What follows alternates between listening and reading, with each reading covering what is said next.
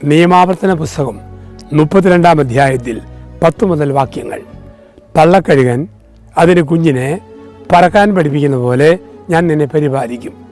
കൂടിനുമേൽ ചിറകിട്ടടിക്കുകയും ചിറകിൽ കുഞ്ഞിനെ വഹിക്കുകയും ചെയ്യുന്ന അമ്മക്കഴുകനെ പോലെ ഞാൻ പരിപാലിക്കും.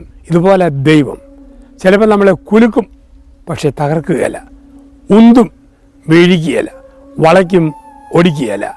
ഓരോന്നിലൂടെയും കൂടുതൽ മനക്കട്ടി മനഃശക്തി ഉള്ളവരാകാൻ ദൈവം സഹായിക്കുകയാണ്. സഹനത്തെ 2 രീതി ഫേസ് ചെയ്യാം. 1 പറഞ്ഞു തീർക്കാം, 2 സഹിച്ചു തീർക്കാം. സഹനം വരുമ്പോൾ പറഞ്ഞ് തീർക്കുന്നവരും സഹിച്ചു തീർക്കുന്നവരുണ്ട്.